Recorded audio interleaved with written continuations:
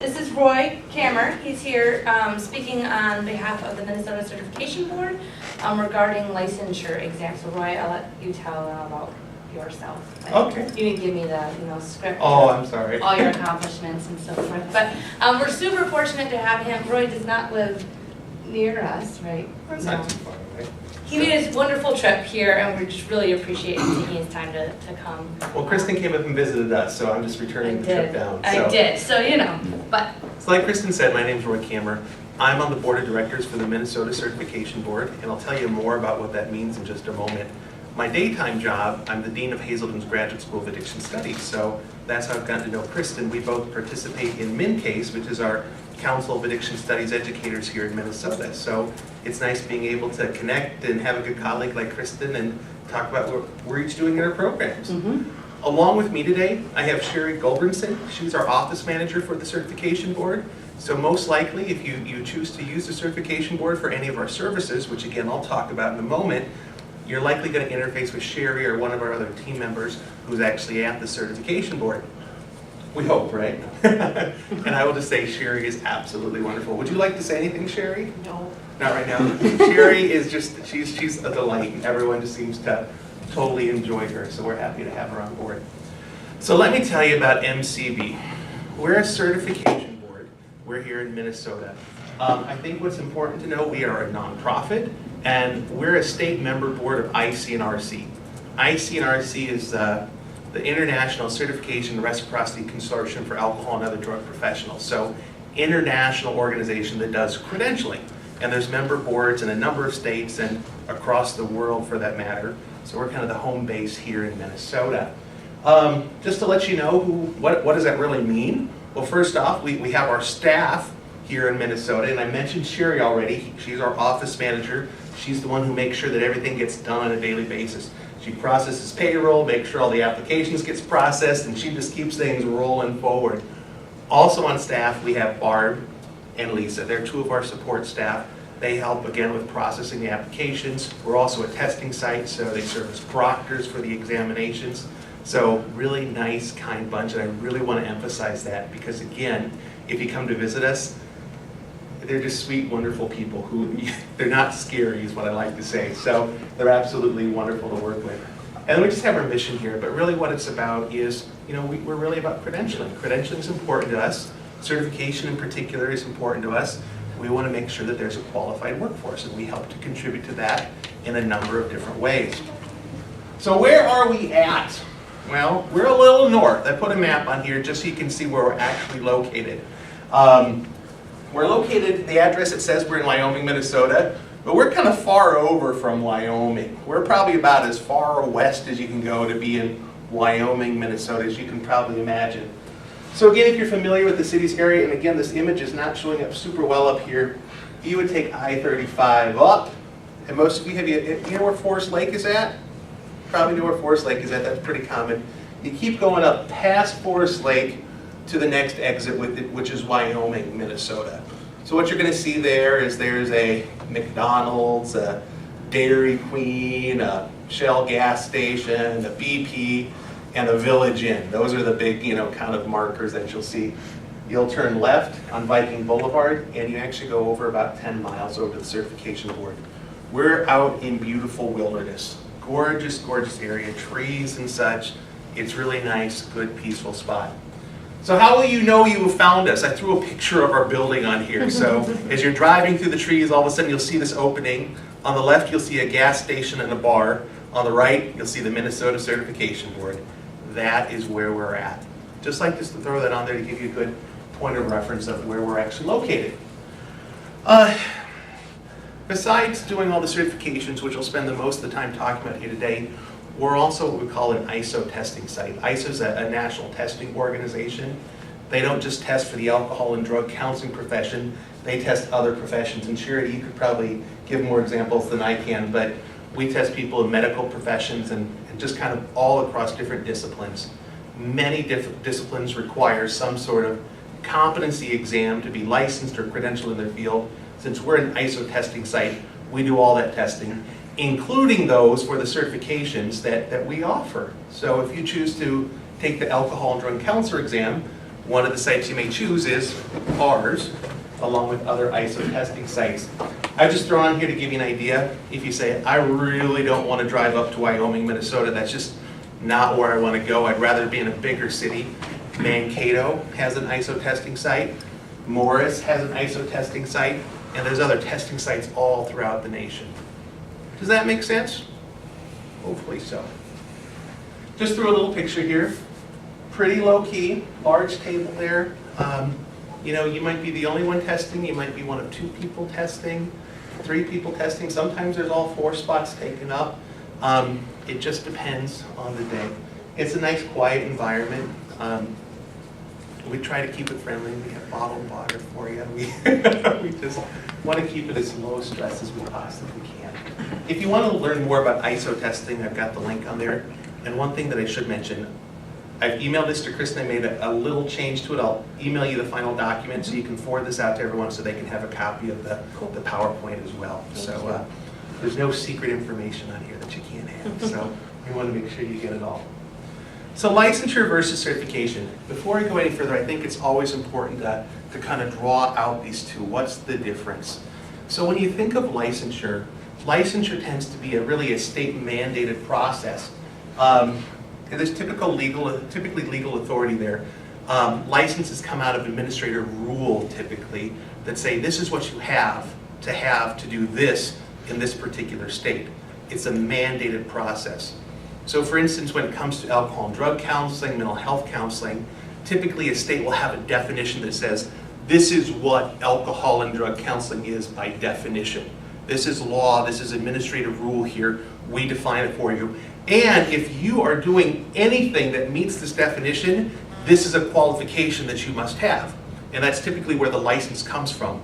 State mandated process. This is how states protect the public. They say in order to do something, we want to make sure you meet minimum competencies. And this is what we as a state are requiring. So again, that's licensure, state requirement. In our field of alcohol and drug counseling, it used to be that licensure was really, really rare. We're seeing more and more states adopt a state licensure philosophy here. There are pros and cons to that. And for the sake of time, we won't jump into those pros and cons right now, but at the end, if you got questions, I'm happy to entertain that more. Now, certification, on the other hand, certification, I will emphasize, is typically a voluntary process.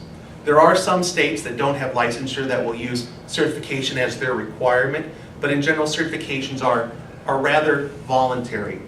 Examples I like to give, if you think of doctors, for a doctor to practice in a state, they typically have to have a license in that state. They have to meet the state requirements. But they might have specialty areas, so they get typically certifications for those specialty areas. That's kind of a good difference there. Differences though, with the license, since it's a state mandated, state kind of requirement process, licenses tend to not reciprocate or transfer from state to state. If they do, it's typically a little bit more complicated process. Now, on the other hand, certifications tend to come from national certification boards or international certification boards. One of the nice things about that is certifications tend to have reciprocity processes built into them because they have all these different boards across the nation or across the world, and there's some sort of commonalities that they share there, so there's a greater level of portability. Certifications often come from private organizations. So we're a private nonprofit, the certification board. If you compare that to licensure, anyone know our licensing board here in Minnesota, what that's called for our profession? I bet you probably do, but it's the Board of Behavioral Health and Therapy. That's the state licensing board. Just trying to draw some differentiations there. So let's go ahead and jump on. So why certification? People often ask this. If it's voluntary, why should I do it? Should I get certified or should I just get licensed? Well, honestly, it's completely up to you. I will tell you for me personally, I keep my license. I also keep my certifications as well. I feel like I've worked hard to get them, and I don't know where I'm going to end up. I really, really like my job. I like where I'm at. I hope to stay there for a long time. I grew up in Nebraska, worked in South Dakota for a long, long time. I was telling Sherry the car right down, I'd like to go back there someday. You know, so it's kind of nice to keep as many avenues possible for reciprocity as possible. So I maintain mine. And that's probably one of the most common reasons people would pursue certification, because there typically tends to be a greater level of reciprocity there. When I moved up here from to Minnesota from South Dakota, my credential there at the time was a CCD level 3. I was a certified chemical dependency counselor level 3. Transferred up here to our certification board to an ADC, well actually it was a BCCR at the time. We've changed the name of the credential since then. But filled out a short little sheet of paper, $100, transferred up, credentials over here now. Have my prevention certification, transferred that as well too to Minnesota. If I go back someday, I'd probably transfer it back. So reciprocity is important. With the cold winters, there's probably a big correlation here. We've had a lot more people coming back lately wanting to make sure that their credentials are in good standing, because they want to go to a state that recognizes certification and they want to be able to take that with them. Beyond that, there are some organizations that recognize certification. They say, we'd like to have our employees certified. Not all do. I won't count it as a very, very common thing, but there are some organizations that will say, wow, we really like you to be certified for some particular reason. That's fair. So I think those are the main points I'd like to say. The other thing that I'd always emphasize to my students is, right now, there's a great market for jobs in the addiction field. You take a look at behavioral health, you take a look at all the job prospects, there's a lot out there. At some point in time, that may not be the same. I always like to say, I want to make sure that I have a resume that's as impressive as possible, so if we ever do get into a competitive zone again, I think it's good to have as much as we can to show that we truly are very, very competent. So I talked about us as a certification board. We offer a number of different certifications. I've thrown a list here. Kristen, I'll also email you a little front back handout as well that has them all listed and the current prices for each of them. It's a nice front back, easy to look at sort of sheet. I actually have it here on my computer. But we offer, actually, I think what I'll do here.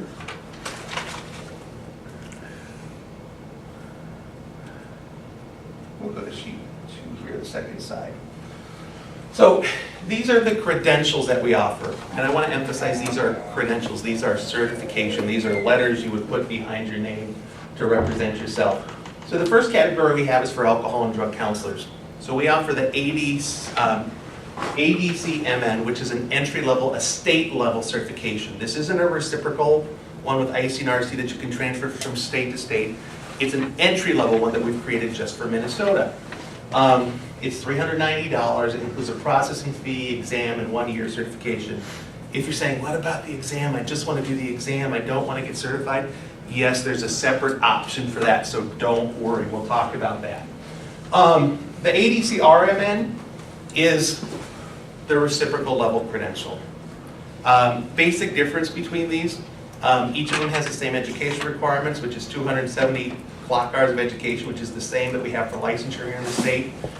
Each of them also requires that you have a certain number of hours of supervised practice, which your internship can actually count for that, because there's an assumption with internships you're being supervised in what you're doing. That's acceptable.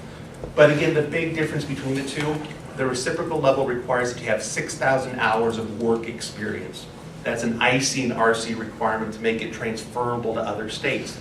Nice thing, there's this little clause, and I won't go into the details here, but it'll show up in the application packet, is that education can count toward hours. So there's actually a big allowance that is given for master's level degrees that would put you really darn close to having what you need for all of your hours. So we offer alcohol and drug counselor certifications. We also offer certification for clinical supervisors.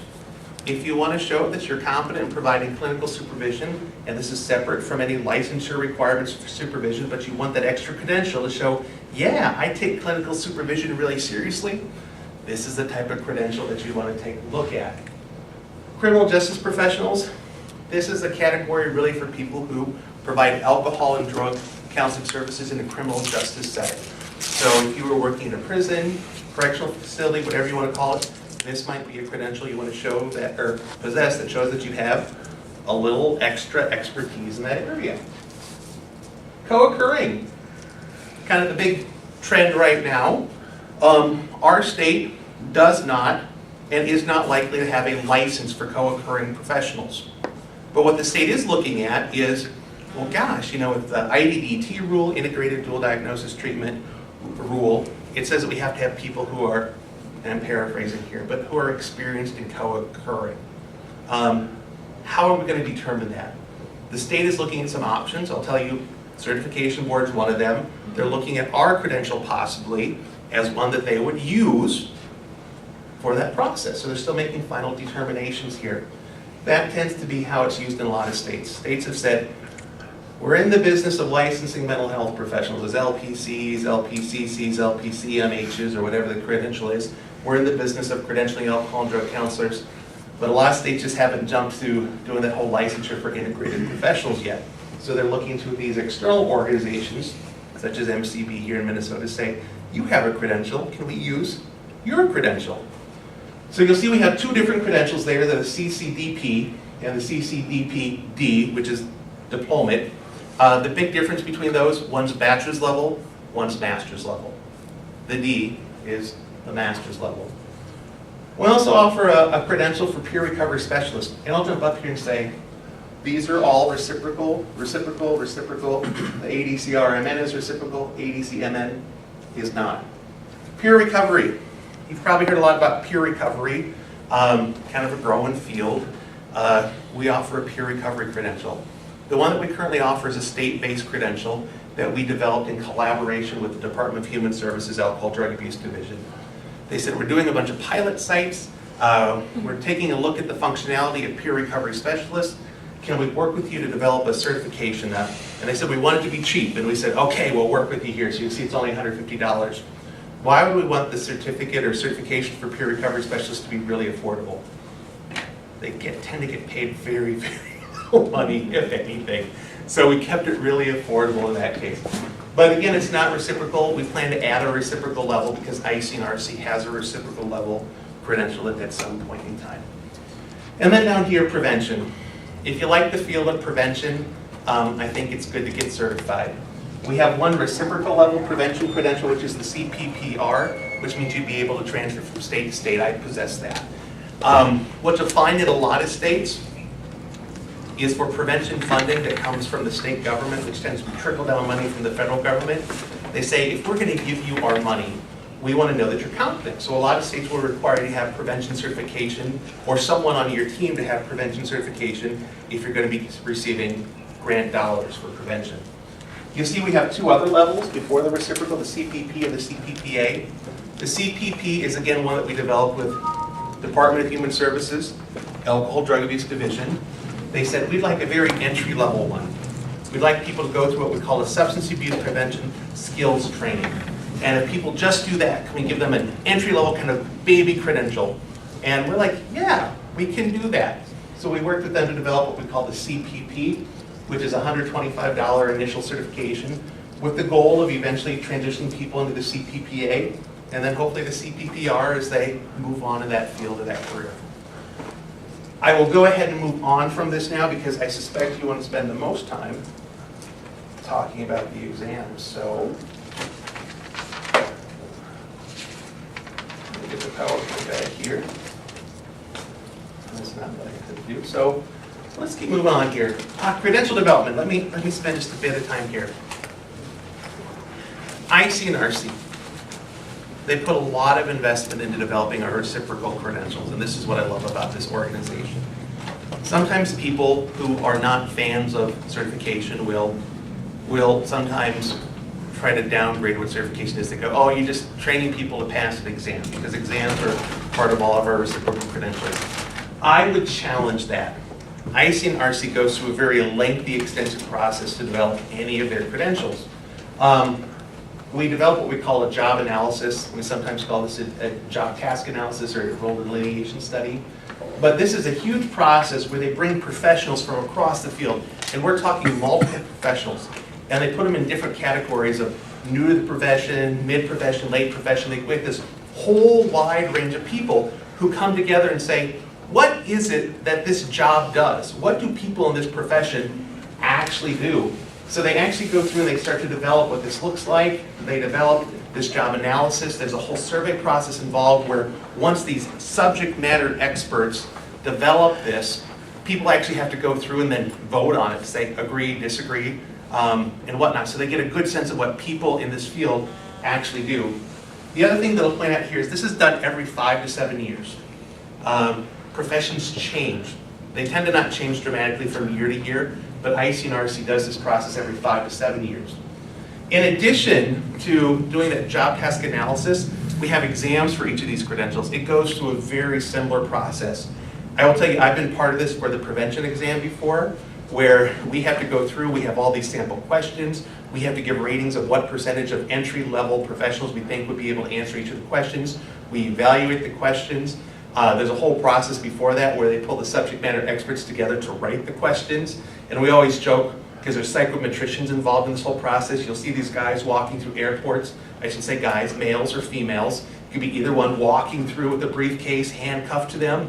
They take this whole process so seriously because it's so super secret, because if the exam ever got out, well then it can't be a good valid exam anymore, because people have the answers.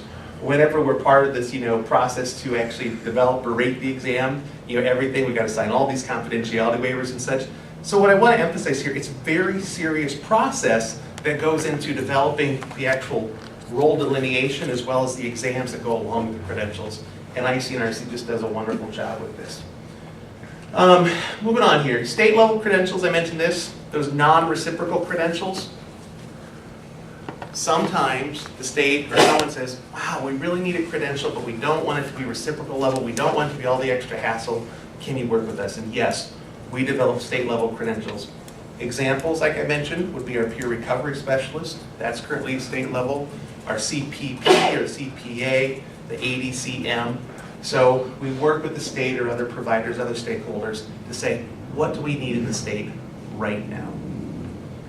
I'll tell you that's also part of the process right now with DHS, examining if they use us as a provider, would we use our current CCDP or CCDPD, or would we create a state level credential very specific to our state?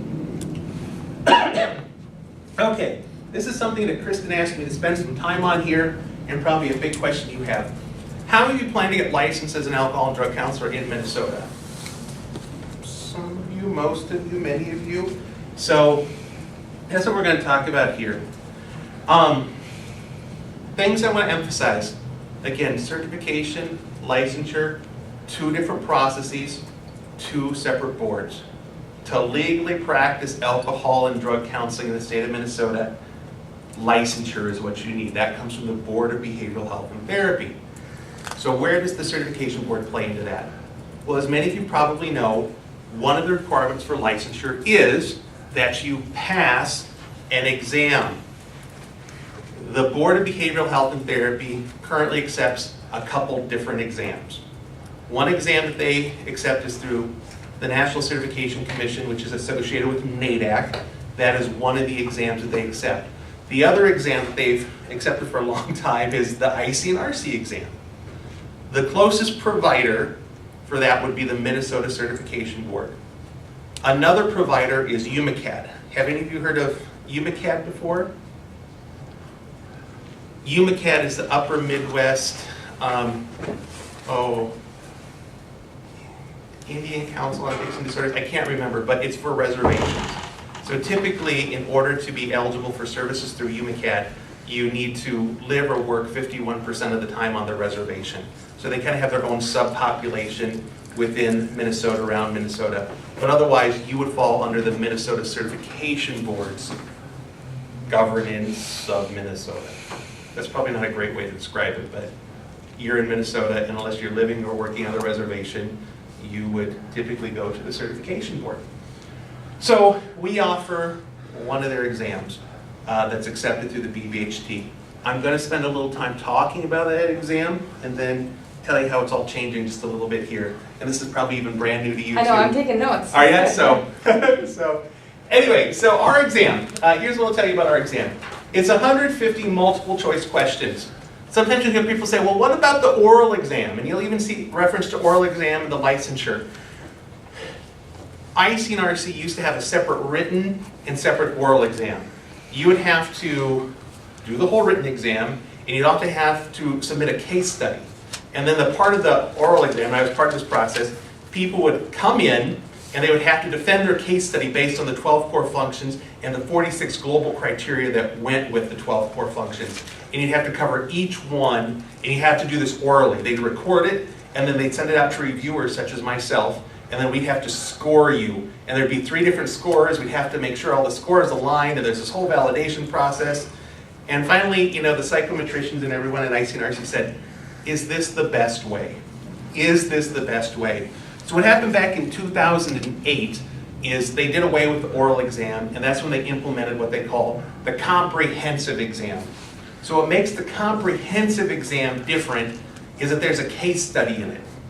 The case study is part of the exam, and I believe there's actually 13 questions that are still multiple choice based on the case study. What these really intelligent, well-paid psychometricians determined is that they compared the old model to this new model using the comprehensive exam. It was reliable in terms of the same competency, the same knowledge, skills, and such. So they said it's much more easier. You don't have to worry about rater bias or anything like that when it comes to a person doing an oral exam. So they switched to the comprehensive exam since 2008. Simply put, the comprehensive exam takes the place of the oral and the written exam that used to be used. Other things I'd mentioned, if you read closely through ICNRC materials, it'll still make reference to a paper and pencil exam. By 2017, ICNRC is doing away with all the paper and pencil exams, kind of across the whole nation, across all the boards. They allowed the state boards to determine if they were going to do this sooner. Our state board has decided that we no longer offer the paper pencil exam. So if you really are sitting here going, I want to take this as a paper pencil option, the answer is no.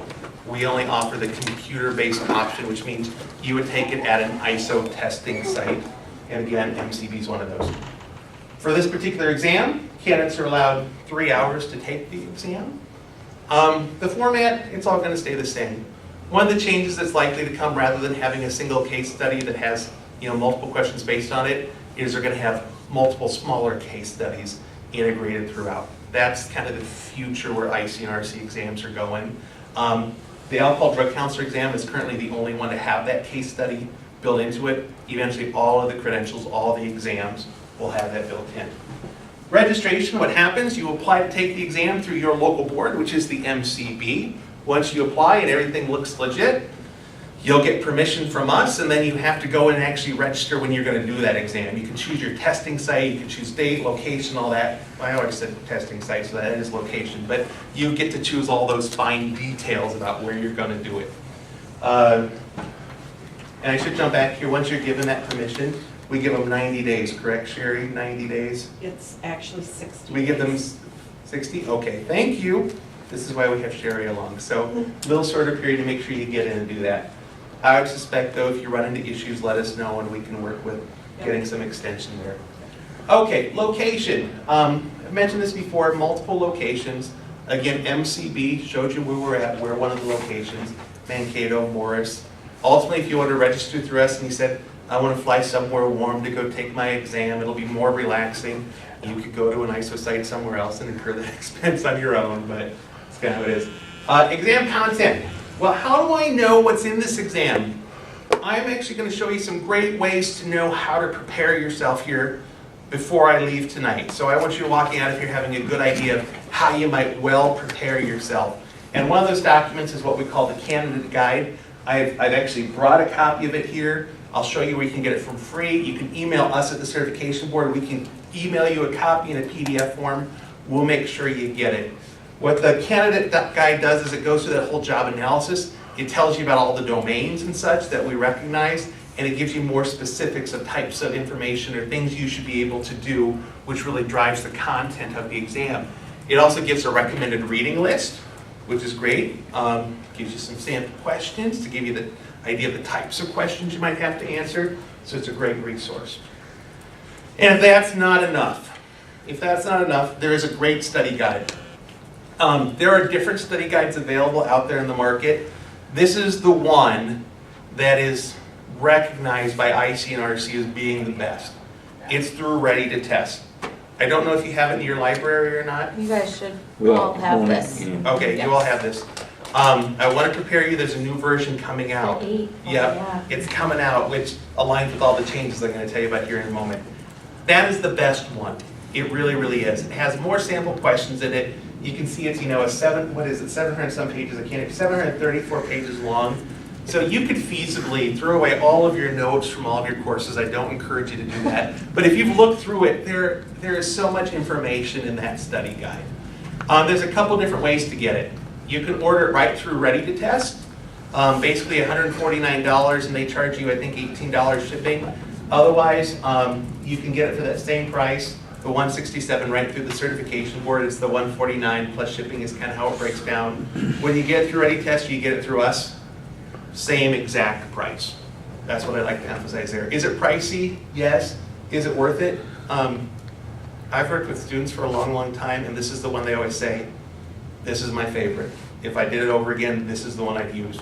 If you go on to Ready to Test, they have a shortened version too that's cheaper. I think it's like $49. I can't even remember what it is anymore, but it's much cheaper. I would invest the extra money. I'd buy the big one. I really, really would. Any questions about that? Okay. Also, ICNRC, this is new this past year. ICNRC has some practice exams for various credentials, one of them being the alcohol drug counselor exam. The cost of the practice exam, it's $49. I have to admit, I haven't taken it, I don't know, but there's this practice exam that is available. Again, there's a link on it from our website. If you go to practice exams, and it actually links you back to ICNRC. There's a form you fill out. It's non-refundable. There's a $49 fee. You take a practice exam, 150 questions, or I lied, 50 questions, 60 minutes, gives you a good feel for what it would actually feel like to take the exam through ISO. So it's not just about content, but if you're one of those people who goes, I really want to know what this is like when I go in there and take the exam, this is a good way. It's kind of like ACTs. Do you remember way back when you had to take ACTs and such? I just remember being so nervous and wanting to go, what's this going to be like and such. So this gives you a good idea of what the exam is going to feel like. Retest. We passed a new policy this year. We used to allow you to retake the exam basically every 60 days. Most people don't need to retake the exam, but every so often we have some people who really struggle with the exam. And we just said, we don't feel right just letting them retest every 60 days and continue to fail and fail and fail. So what we did is we implemented a policy that says, we're going to let you take it once every 90 days, which I think is fair. But after that third time, if you happen to fail the third time, before we let you take it again, we need you to show us some documentation, some verification that you've gotten some additional training, some additional education. Because again, we don't want to keep taking your money to just keep on trying to pass the exam when nothing has changed.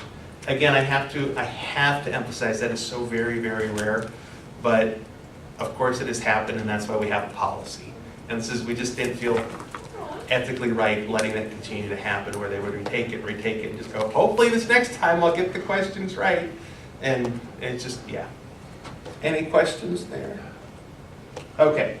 Accommodations, individuals with disabilities or any other religious obligations that require modifications, there is an accommodation process.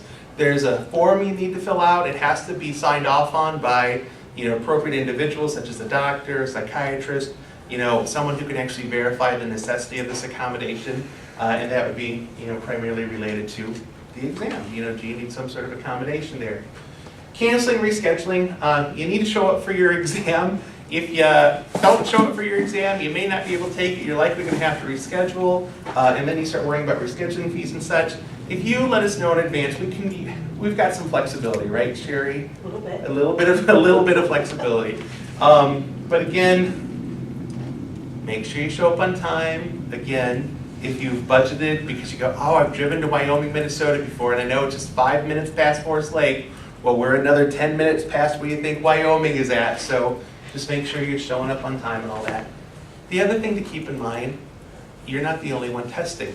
It's not fair for you to show up late and disrupt the other testers, and that's really what this is about. We want to make sure we're creating a peaceful, pleasant, testing environment for everyone who is there. So what's the cost of the exam? Again, if you don't want to pursue certification, you just want to do the IC and RC exam, the cost of the exam is $225. Just to dispel any myths, people say, well, I heard that you have to do both. The answer is no. Is that true in the past? Yes, there was a point in time where they required you to pursue certification to get the exam. Many years ago, the board said, that's just not right. We're going to unbundle this process. So now you can take just the exam. The cost is $225. I'll be honest, it's definitely not a get-rich proposition for us. We have to pay the rights for the exam and the processing of the exam and such, so there's very little overhead for us, if that makes any sense.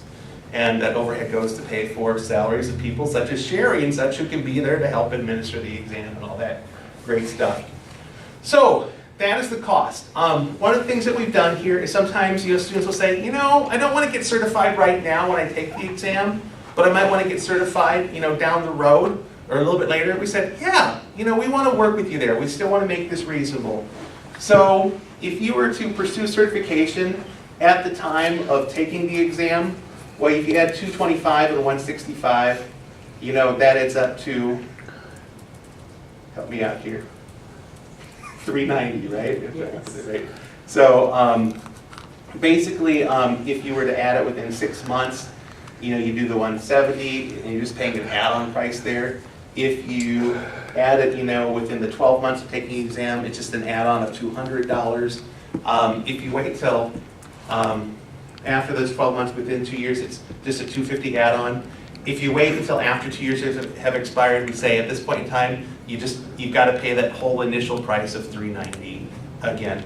But we get it. Sometimes you want to take the exam, you want to get your job, and you're saying, well, I'm making bank now at, $41,000 a year, whatever the case might be. Maybe it's not making bank. But, maybe you have money and you want to go for the certification. Again, one of the things I'll share with you here, continuing education that you'll have to do for certification is you can use the same certification you're using for your license. Certification's relatively cheap to maintain, $95 a year, which isn't too bad. I keep mine, I think it's reasonable. So, can I interrupt you real go quick? For it, go for it, yeah. And I'm going to show some ignorance, so forgive me. Why do I want to have my licensure and my certification for LADC again? Yep. Why do I want to take both? The reason, well, licensure, if you practice in Minnesota, you gotta have it. Right, but why do I want to add on that certification? Yeah, the certification, again, it's voluntary. You don't have to. But what's in it for me? What's in it for you? Yeah. Number one, if you move to a different state Yep. at some point in time, Yeah. I'll be honest, that is the most common reason we hear from people who Okay. keep their certification. Okay. Is it gives you a bit more portability, if Flexibility. that makes Yep. any sense. Okay. There are organizations, even nationally and such, when you get your certification, you're also giving an international certification. So there are some providers nationally who look for the international certification Okay. that come. But again, end of the day, the big one, the portability. That's Yeah. the biggest one. It's not going to make a difference on performance reviews. It's not going to make a difference on hireability. It's not going to make a difference on tiering of salary, anything like that.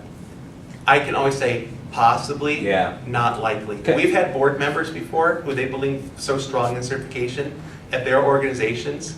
They would say, if I had a person who only had their LADC and I had someone who had their LADC plus their certification, I'm going with the person with the certification every day.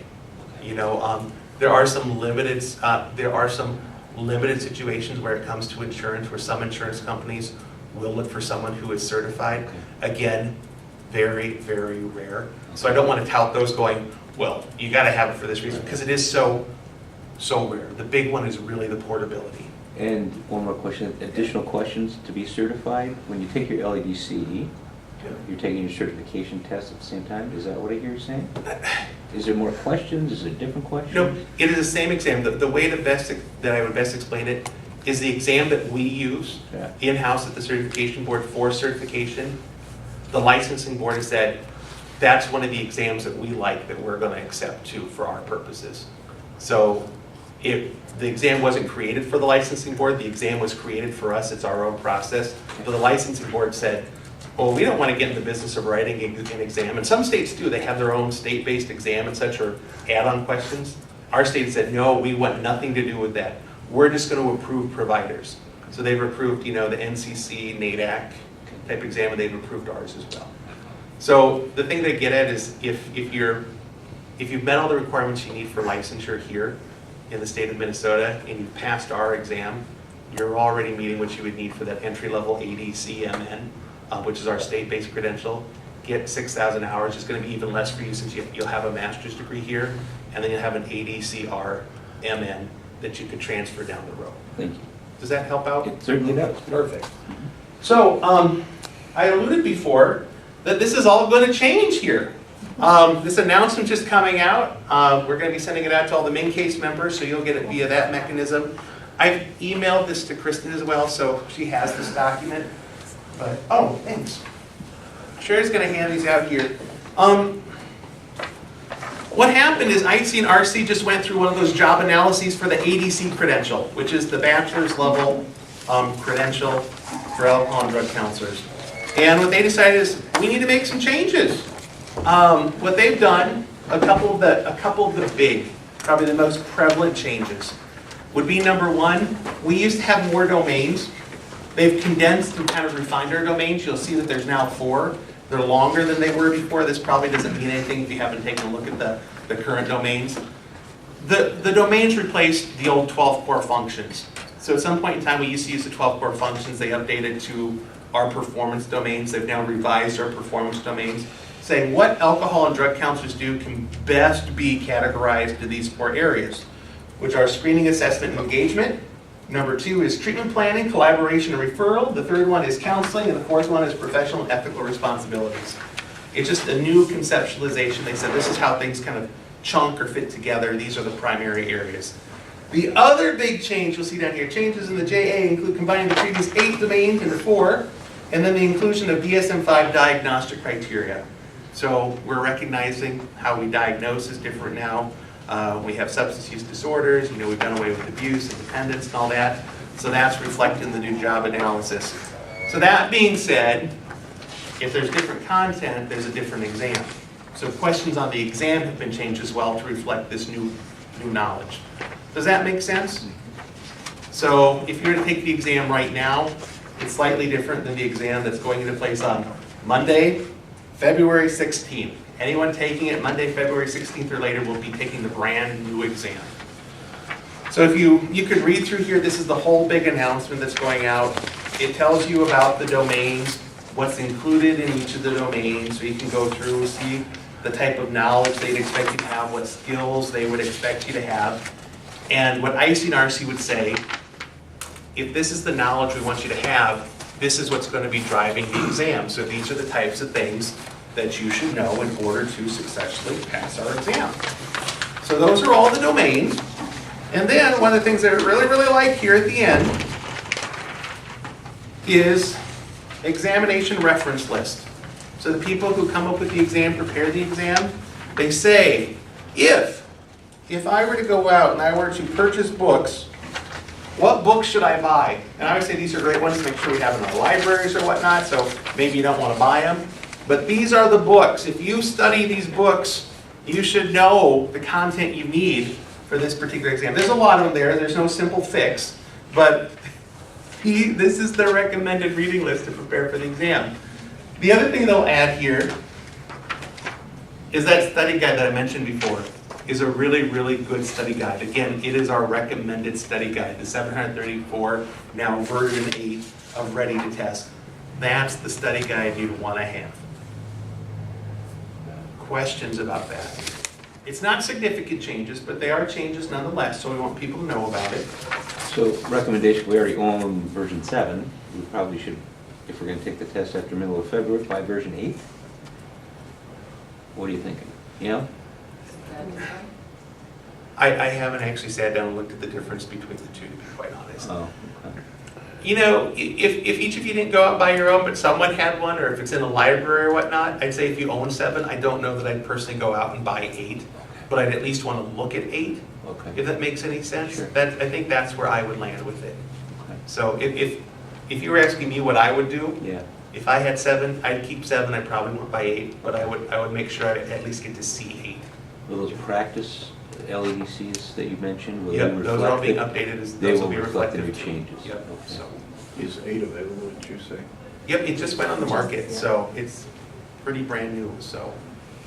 So, yep, so did you ordered ours for the office, correct? Is my understanding? They're coming. They're coming, so they're on their way. So we'll have them, otherwise, again, you can order it right through Ready to Test, which is the publisher of it. Same price whether you do it through Ready to Test or if you order it right through MCB. Kristen, At what point during my course of study could I take the exam? you bet. This is something that changed a long time ago. We, as the certification board, have no requirement on that. We typically left it up to the, we currently now leave it up to the advice of the schools, if that makes any sense. I'll be honest, here's what I would propose, and this is what we really propose for our students. We really look at taking that exam during your last term of courses. Or if you, depending on how your program is set up, and I'm not too terribly familiar, if you have an internship practicum at the very end, and this is how, I used to be at Mankato for several years before going to Hazelden undergrad program. I would recommend that my students took it during their internship at the very end. They were done with all their coursework, so they had all the knowledge there from the courses. Take your exam during your internship. You'll have the exam passed, so that as soon as you're done with that internship, you have your coursework, you have your exam, you have your internship, everything you need to apply for your license with BBHT. That's my personal recommendation. But again, someone could feasibly say, well, starting a new program today, feeling pretty confident, I'm gonna go ahead and take it today. They might pass, you know, there's always that chance. There's that chance. So, do you have a recommendation, or?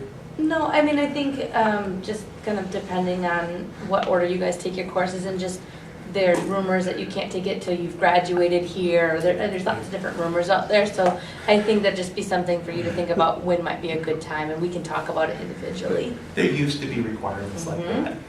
And MCB, ICNRC has done away with those requirements just to make it more flexible. We get that people want to get out there, they want to work, you know, so this just makes it so much easier to get that full license right away rather than worrying about practicing on a temporary permit. Because if you have everything you need, you can kind of start pre-submitting things to BBHT, and as soon as they have all the things, they move forward pretty quickly. So the way it used to be is that people would wait, you know, they'd get all the way through internship and everything, and then they'd get a temporary permit, they'd start practicing and all that great stuff. The other part of that historically, if you look at the options for licensure through the BBHT, there used to be an option of if you couldn't pass or didn't want to take the oral exam, you could do the 2 years of experience to replace that. Well, now that we've moved to the comprehensive exam, that's kind of, you know, negated all of that. So you do the comprehensive exam, and you've got to do the comprehensive exam, so there's really no point in doing that 2 years of experience sort of option. So. Can I ask one more? Yeah. Regarding the co-occurring certification, Yep. right? Is that requires a fee, obviously. Is that a test as well? Yep, there's a test with that And as how well. many questions was that test? Same sort of model. I think that, I'd actually have to double check, but I'm pretty confident it's a 150 question exam. Okay, and then would you have to take the licensure test first prior to taking the co-occurring? So the co-occurring is completely separate from It the whole is. licensure process right now. Okay. I mean, since, again, the state does no licensing for co-occurring right now. Okay. It's completely separate, independent process. I honestly, if I'm shooting straight with you here, Yeah, please. I'd wait and see what direction DHS goes right now. Okay. Because right now DHS is making that decision about who certifications they're going to accept for being practitioners within IDDT sites. Okay. And I think that's going to kind of set a precedent within our state. Okay. I'd love you to consider ours, but Yeah. I want to be honest with you. Okay. I really want to be honest. I will tell you there's probably 2 main entities within the state that are talking, you know, we're one, and there's another entity that's talking about creating a certification process. So DHS, I think, is communicating with both of us. I think there was some initial chat, do they do it themselves, how do they do this? But ultimately, they've decided they're going to use freestanding credentialing bodies. Okay. And again, MCB, other option. And they're in the decision-making process right now. Because many of us are in the co-occurring program, Yep. and that certification is what we're all opting for. So what I'm hearing say is wait. I would wait. I mean, Okay. since it's, you know, especially if you're not right at the end of your program, you've still got a little time to go. Sure, okay, good. Yeah, I'll tell you, just speaking from my program, we have a number of students who pursue it. Nice thing, again, if you get that reciprocal level, there's other states that are already using the certification kind of as the mark in their particular state. So master's level, bachelor's level, either one, these are both reciprocal level credentials that you could transfer to other states if you meet the requirements for the reciprocal level. But again, I'm sorry, I got one more. Is there is there a study guide for that particular exam? yep, it's a little bit different one, and I can't remember the name of it. That's but okay, there is it's a online? There is a recommended, Okay. guideline for that. Okay. So, and again, what I'll say for any of the reciprocal level credentials, there's a candidate guide from ICNRC, just like this one. Okay. Actually, not just like this one. Just like this one, I have a couple copies that I'll just, if it's okay for me to just pass them out if people want to look at them on breaks or Yeah. whatever. These are candidate guides. So what you'll see in the candidate guide, it's got sample questions and everything. It gives you kind of everything you need to know to prepare for an exam. It gives you recommendations. Again, it's always going to have that reference list at the very end. I've just come up really close to your camera, so I'm sorry about that. But goes through all of your tasks and everything. Kind of similar to what's in this document I passed out, but an actual candidate guide. ICNRC publishes this for all of their reciprocal level credentials. It's right on their website. You can get it right there from them. Otherwise, we can get it for you and just send it to you. If you called up and said, hey, Sherry, I was in that class at Adler and Roy said he can get me a candidate guide, Sherry would get your email address and we'd email one out to you. So, Did you send it to me too? yeah, Okay. so you've got it. I So, can get it too. yeah. Wait, And again, if you ever have questions, let us know, and we want to help you out. I'll throw one of these back around here. Kristen, what was your question? Just really quick, what percentage do you have to get to pass the test? Sherry? 500. It's a score of 500 out Yep. of, You have to be between 500 and 800. so what? the nice thing I'll say about our exam too, and again, I want to focus mostly on us and what we do, but there are other providers. Well, the nice things about us, if you take it at our site, that day, you're going to get the preliminary results right there on the computer. You're going to get them. And you're going to say, oops, I know they passed. If it says that you passed, you have passed definitively, and we send that to BBHT. If you failed, there is still this slight chance when they do the final norming and scoring on it, there's still this slight chance that you may have passed, but again, not likely. So if it says you've passed, you know you've passed. If you failed, there's still a slight hope, but not great. And that's what I'll say. So some people like to know right away. So you get to know right away where you stand if you take the exam through us. We hear hollering and people get all excited, and all the women in the office are like, yay! It's kind of a little celebration there. So 800 is the top score that you can yeah. get. Okay. The thing I like to remind people, this is a competency exam. This exam measures the minimum level of competency that you need to be an entry-level professional in this field. This is not measuring mastery in this field. This is measuring your entry-level competence to be in this field. And when I've done the item writing stuff, item reviewing before, they always remind us of that. Okay, not what percentage of skilled professionals would get this, what percent of fresh people to the field would be able to answer this question right. Some questions are harder than others. There is a variety there, but in general, we want to know if you know the basics that you need to know to be in this field. Go ahead. If you can take this test while you're in your internship, is there a required amount of hours of your internship you need before you can take it? No requirement whatsoever. Again, you could theoretically take it day one of your program if you really chose to. If you took the exam and then you got the certification, would you need the hours to get the certification? For the entry-level state position, you need the internship hours for that. Okay. Yep. Other questions? If I can get a copy of the guideline you were just talking about I can scan it, digitize it, and you guys can send me an email and I can give you a copy of it that way. Yep. I sent it to Kristen in PDF format, so I Kristen's have got it it. too. Yeah, I'll send it Well, you out. could have said that. Yeah. I meant, yeah. I will send a new In copy of the that case- PowerPoint. It's the power. Email I like the Kristen. power. Rob. Other questions that you want to know?